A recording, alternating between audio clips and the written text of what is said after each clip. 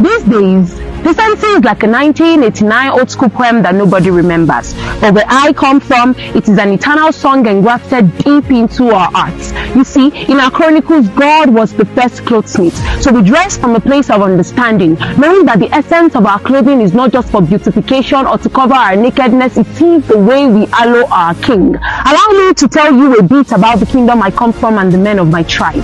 I come from a lineage of warriors. Soldiers who endured hardness, men who turned their worlds upside down, women whose womb carried the salvation of humanity. My ancestry is made of no ordinary men.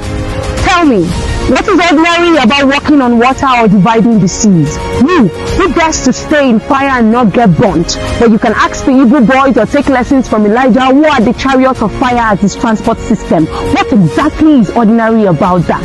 Where I come from, we neither bow to pressure nor pleasure. There's only one to whose name our heads meet the ground, and his name is Jesus. My people are neither weak nor feeble, and whenever we fall, that's never the end of the story, because we rise. I come from a place of abundance. From far off, our land looks like any other house, but when you come in, you realize that in my father's house there are many mansions. My people can be likened to diamonds awaiting explosions. For each one of us are lively stones built up for holy missions. We walk on earth as cities set on a hill, a people of unique graces yet one nation. I come from the line of men like Paul, who have been sent, spent, and sold out to Jesus. And as you see us, we know they fear because we are lions. It doesn't matter that we act like lambs. When life takes a jab at us, our first response is to roar.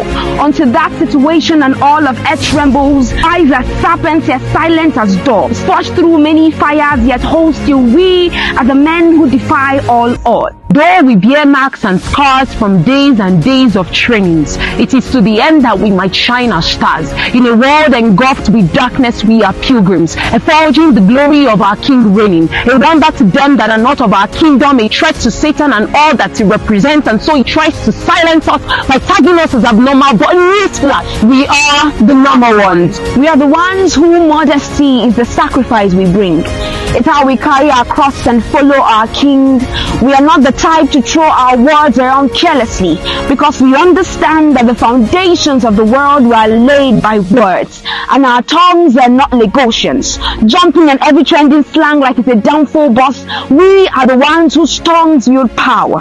We are the number ones, who are not performers for alcoholic brands on Saturdays and suddenly ministers of God in church on Sundays, but the ones who do not jump on every collaboration with every secular artist, all in the name of which. We are the ones who are not swayed by vanity, for we understand that the love of money is the root of all evil. We are the number ones, who do not seek the validation of fellow dust, but crave the praise of the eternal monarch. The ones who by our obedience scream, reign, Jesus, reign. We are the number ones. We do not have a fear in death, for we understand that with God even death is not the end. Is it not Jesus that said, "Oh death, where is thy sting? Oh grave, where is thy victory?"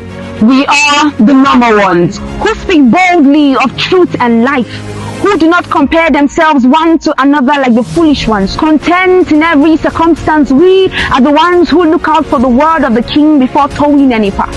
We are the number ones, who walk by faith and not by sight. Sometimes it be like say with a craze, for we dare to believe that man can walk on water, that anything is possible, not because motivational speakers say so, but because you see, history has a record of our God bringing water out of rocks. We are the number ones, treasures in earthen vessels, stones of inestimable value, jewels of immeasurable impact. We are the number ones, whose true home is Zion. There, believer, you are the definition of normal as normal can be. And when the world tries to tell you otherwise, when they make a mockery of you for standing for truth or for choosing the path of life, when they try to make you feel like the round peg in the square hole, keep it engrafted in your heart that you are the number one.